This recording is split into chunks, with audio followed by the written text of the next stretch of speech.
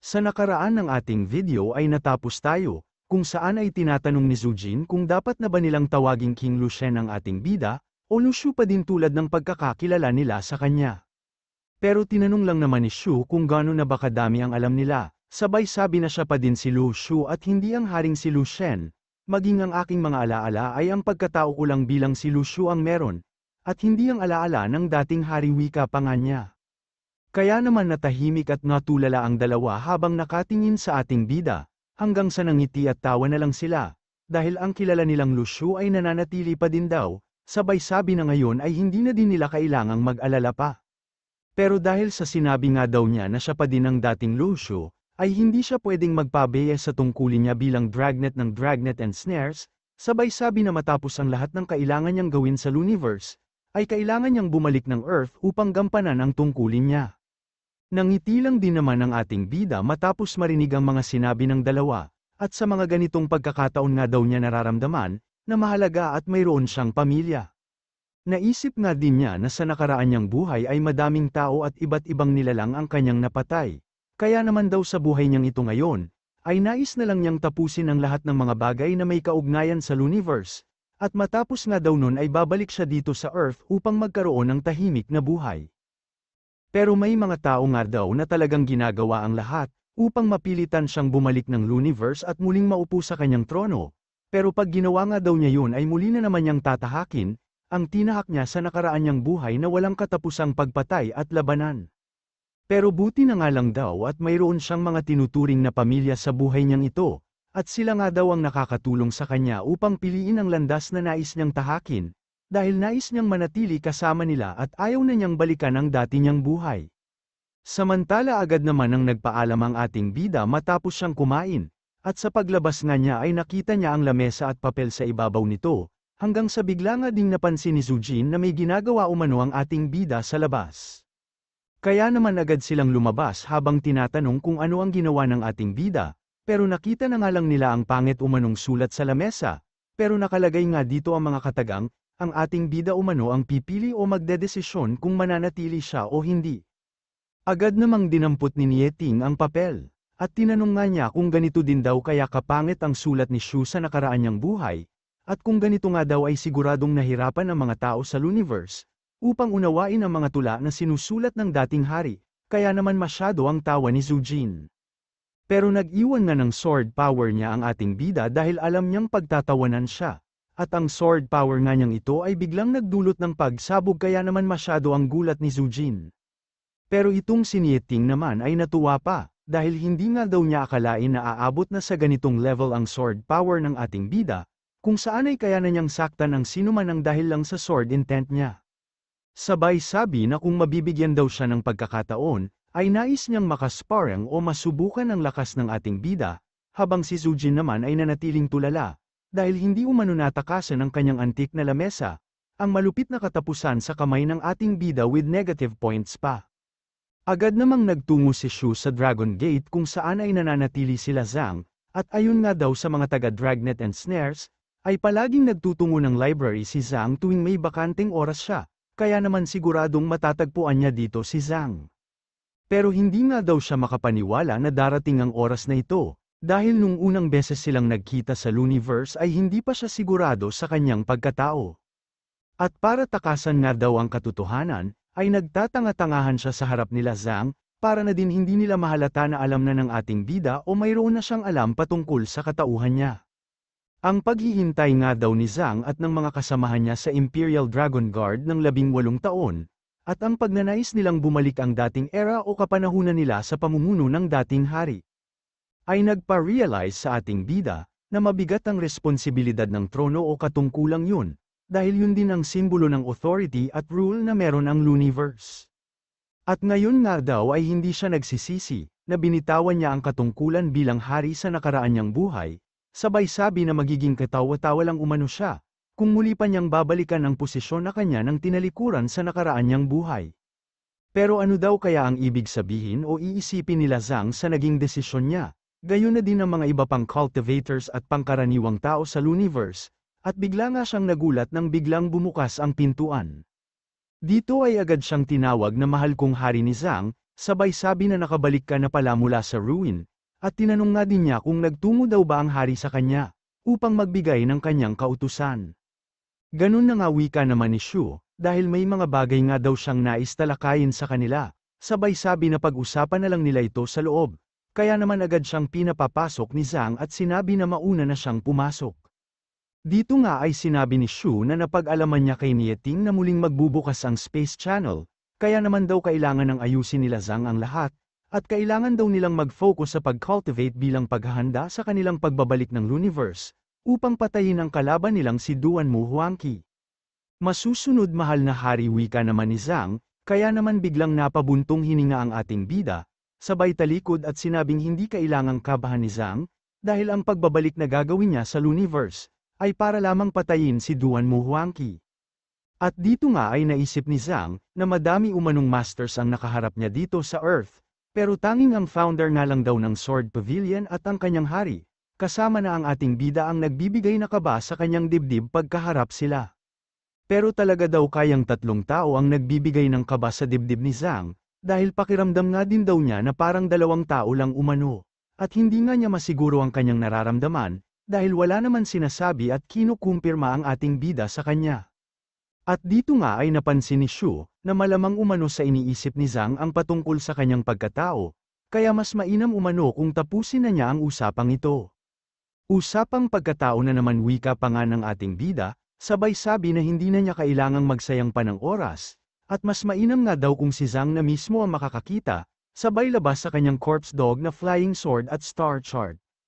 Dito nga ay agad ding tinanong ni Shu, kung nakikilala o naaalala ba ni Zhang ang sandata sa kanyang kamay, at bigla na nga lang nitong nasabi ang salitang aking hari, sabay tanong sa kanyang sarili kung ano ang nangyayari, dahil bigla nga daw hindi makapag-isip ng maayos ang kanyang utak. Ilang sandali pa, ay iniisip nito kung pinapasikat daw ba ng ating bida ang flying sword niya, o sadyang niyayabangan at niloloko lang siya, dahil wala siyang maayos na sandata o espada. At dahil naman sa nakita ni Shu na naging reaksyon ni Zhang, ay hindi makapaniwala ang ating bida na hindi alam ni Zhang ang patungkol sa corpse dog, at mukhang ang dating hari nga daw ay hindi ito ginagamit sa harap nila. Akala nga daw niya ay makikilala ito ni Zhang, dahil ang mga sandatang ito nga daw ang ginamit ni Miao Miao upang hanapin ang dating hari, akala nga din daw niya na mapapatunayan ng mga ito ang kanyang pagkatao, matapos nilang makita ang mga sandata ng dating hari.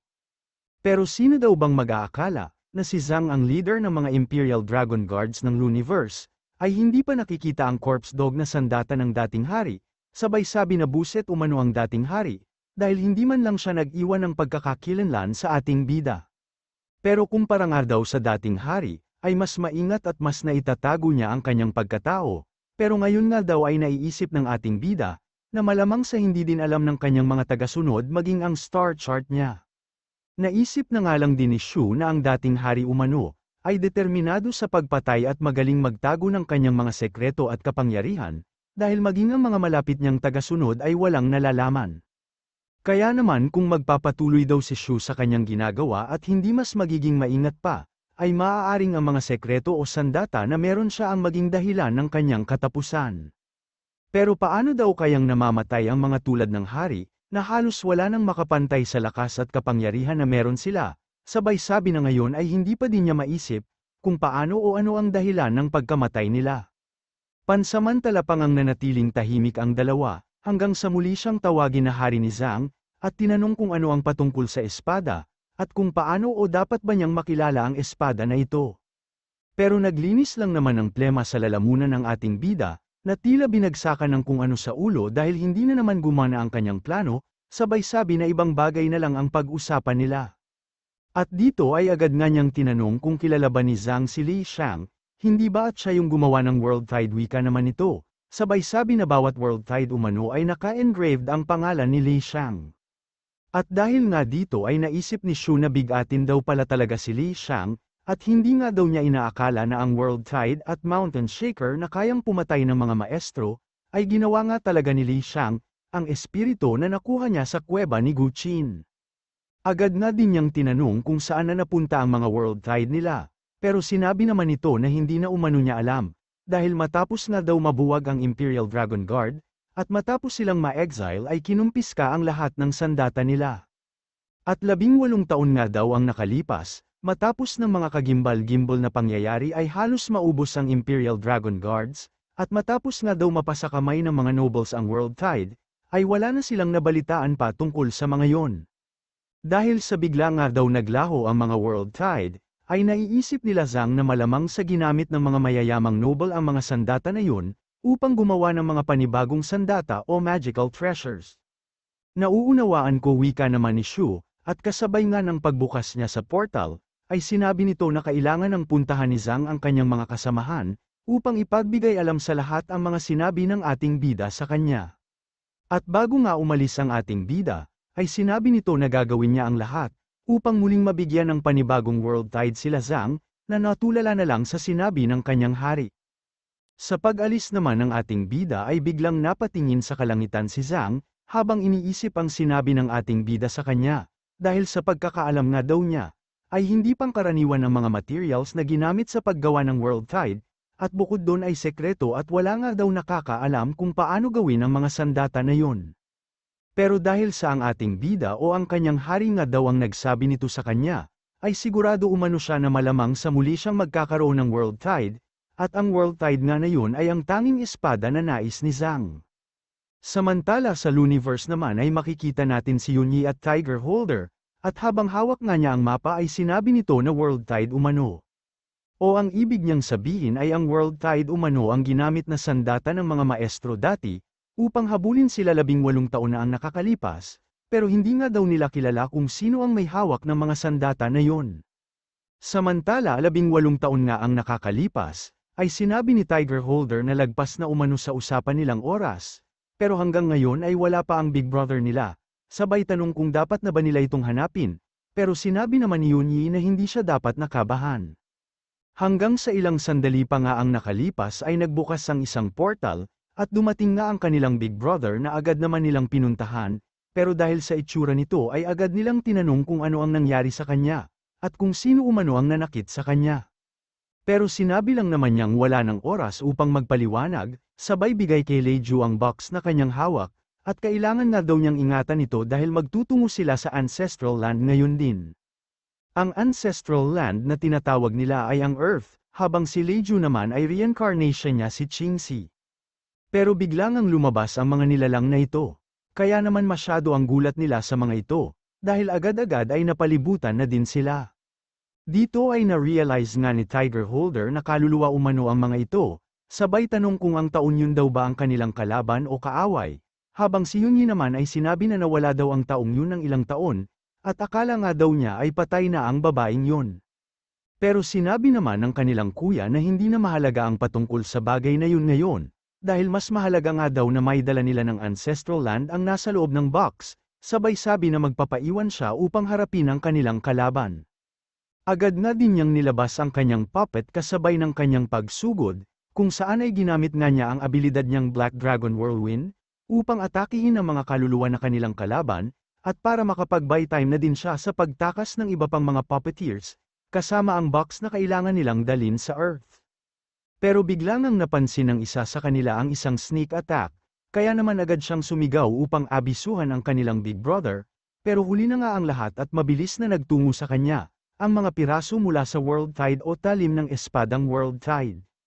At dahil nga sa kanilang nasaksihan, ay wala silang magawa kundi sabay-sabay na sumigaw ng dahil sa pag-aalala nila sa kanilang Big Brother, at nagtapos nga ang lahat matapos lumabas ang silawit na ito, na nababalot ng dilaw na enerhiya ang buong katawan. At habang patuloy nga sa paglalakad sila Tiger Holder, ay sinabi nitong naisip na niya ang patungkol sa pangyayari noon, at malamang nga daw na ang maestro na tumulong sa mga kalaban nilang kaluluwa, ang siya ding gumamit sa World Tide upang atakihin ang kanilang kuya, at tanging World Tide nga lang daw ang kayang sum-ira ng kanyang armor. Sinabi nga din niya na si Zimeng umano ang unang nakakita sa maestro na yun, pero hindi nga daw siya sigurado kung talaga bang nais niyang bigyan ng babala ang kuya nila noon, o kung mayroon siyang pinaplano at nais lamang niyang magkaroon ng oportunidad, upang matupad ang kanyang plano.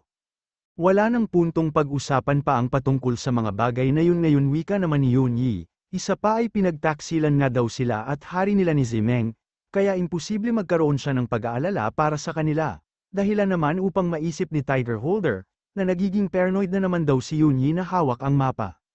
At ilang sandali pa nga ang nakalipas ay bigla silang napahinto sa paglalakad, sabay sabi na ito na umano ang lugar na kanilang hinahanap, dahil dito nga daw sa lugar na ito nila matatagpuan, ang mga paru-paro na makakatulong sa kanilang paghahanap kay Big Brother.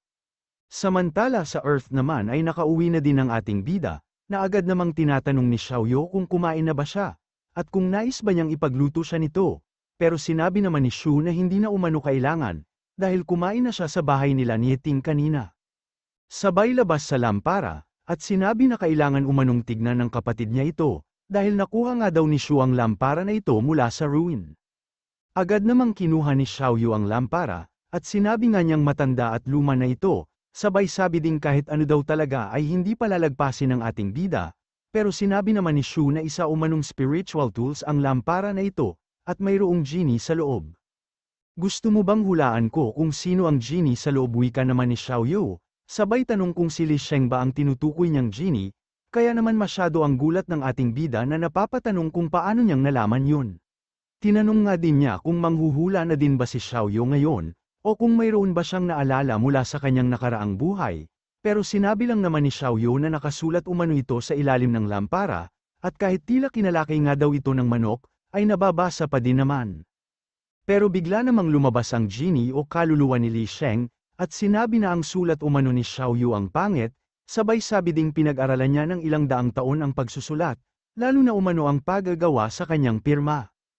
Pero bigla nga din siyang kumalma matapos makita ang tila pamilyar umanong mukha ni Xiaoyu, hanggang sa marinig nga niya ang landian ng magjuwa sa laptop ni Xiaoyu, dahilan upang mapatanong siya kung anong bagay umano ito. Ang galing, may nabubuhay na tao sa loob, wika pa nga niya, pero bigla namang kinuha ni Xiaoyu ang kanyang laptop, sabay sabi na pinapanood pa umano niya ang palabas na ito, kaya naman wag siyang guluhin ni Li Sheng. Na napapatanong naman kung anong panonood daw ng palabas ang sinasabi ni Xiaoyu, wala akong nauunawaan sa mga sinasabi mo, wika pa nga niya, kaya naman pinaliwanag ni Shu sa kanya ang ibig sabihin ni Xiaoyu, gayon na din ang patungkol sa teknolohiya ng kapanahunang ito. Anong teknolohiya ang sinasabi mo? Tanong naman ni Li Sheng, hanggang sa bigla nga nilang narinig na kumalabog ang washing machine ng ating bida.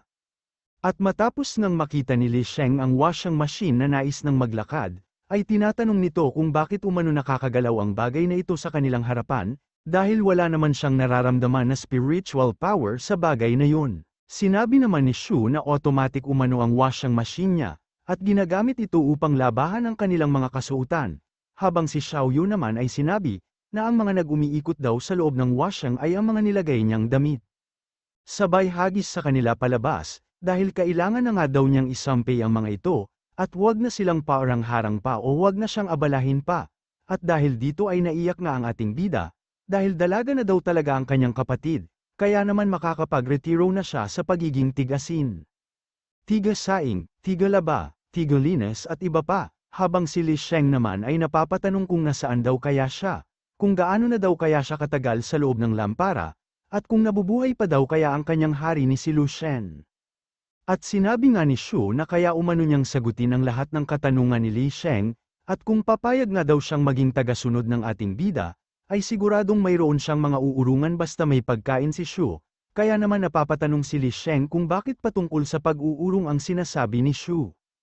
Mukhang hindi mo ako nakikilala, bata, wika nga din ito, sabay sabi na siya umano si Li Sheng ang pinakamagaling na gumawa ng spiritual tools o artifact, ako ang gumawa ng World Tide at Mountain Shaker, wika pa nga niya. Bukod dun ay isa nga daw siyang tapat na tagasunod ni Lord Changshen, ang founder ng Sword Pavilion.